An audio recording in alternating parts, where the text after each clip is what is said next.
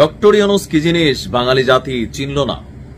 এক সময় শুধুমাত্র আওয়ামী লীগের রোষানলে থাকা ডক্টর মোহাম্মদ ইউনূস ওই সময় বিএনপি বা অন্যান্য দলগুলোর যতটুকু সহমর্মিতা বা বাকি রাজনৈতিক ক্ষেত্রে যে সাপোর্টটা পাইছেন, আওয়ামী লীগ সরকার পতনের পর এই নোবেল লরিয়েট ডক্টর ইউনূসকে নিয়ে কথা বলতে কেউই ছাড়ছেন না।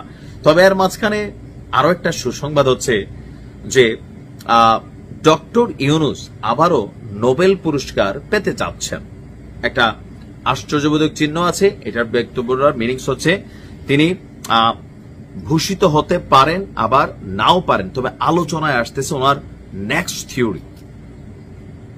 যখন তিনি 2006 সালে শান্তিতে নোবেল পুরস্কার পাইছিলেন, যেটার মূল ধারণাটা কোনটা ছিল, তার মাইক্রো ক্রেডিট ধারণা, মানে যে গ্রামীণ ব্যাংকের সিস্টেমটা, যে ক্ষুদ্র ঋণ নিয়ে কিভাবে কি করা যায়, সেই মাইক্রো ক্রেডিট ধারণার মাধ্যমে বিশ্বজুড়ে অনেক দেশে তার মাইক্রো ক্রেডিট সিস্টেম চলমান আছে। সেগুলোর কারণে তিনি একটা বিপ্লব সৃষ্টি করছিলেন, আর সেখান থেকে তিনি এটা পাইছেন। এখন নতুন করে আবারও আলোচনায় যেই কারণে যে সামনে নোবেল পুরস্কারের ইস্যু আছে, সেই ইস্যুতে ট্রাম্পের নাম আবার সবার আগে। শান্তিতে নাকি ট্রাম্পের পুরস্কার দেওয়া উচিত, নোবেল বড় আশ্চর্য হয়ে গেছে। তবে ডক্টর ইউনূসের জায়গাটা ভিন্ন জায়গায়। তবে আমার ধারণা তিনি এবার পাবেন না, পরবর্তীবার যদি তার ওই থিওরিটা আগে বিপ্লব সৃষ্টি করতে হবে, আলোচনায় আছে। আলোচনার প্রেক্ষাপটটা যেখান থেকে শুরু হয়েছে 2017 সালে তিনি একটা বই লিখেছেন, বা এই তত্ত্বটা অনেকে জানেন, এ ওয়ার্ল্ড অফ 3 zeros, মানে 3টা শূন্যের একটা পৃথিবী।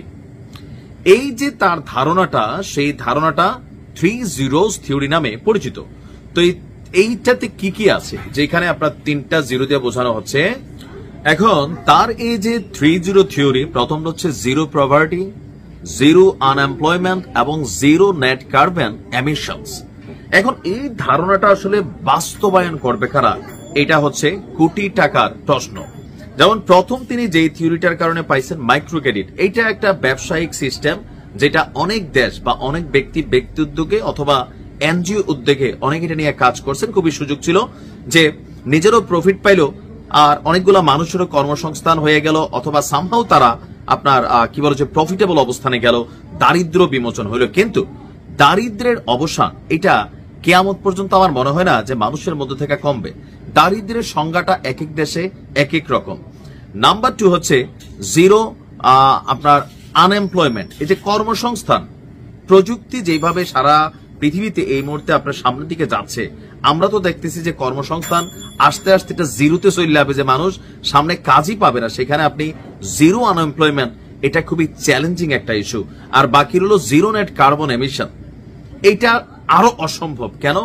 পৃথিবীর অনেক দেশ, উন্নত দেশগুলো, তারা হয়তো আপনার প্রকৃতিকে বা পরিবেশের সুরক্ষার জন্য অনেক পদক্ষেপ হাতে নিয়েছে, কিন্তু তাদের যে অনেক কিছু কর্মকাণ্ড আছে, মহাকাশে চলে, সাগরে চলে, ভাঙারি জাহাজ বাংলাদেশে আসে, বাট প্রকৃতির তো ডিস্টার্ব করতেছে, তাদের দেশে করতেছে না, অন্য জায়গায় করতেছে।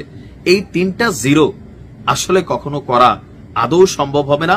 আর কোন দেশ সেটা করলে এটার ক্রেডিট ডক্টর মোহাম্মদ ইউনূসকে দেবে কিনা, সেইটাও একটা মানে বক্তব্য আছে। এখন তিনি কিভাবে এই 3 জিরোকে বাস্তবায়ন করতে হবে, এটা নিয়ে তিনি কি লিখছেন আমি আসলে পড়ি নাই, জানিও না।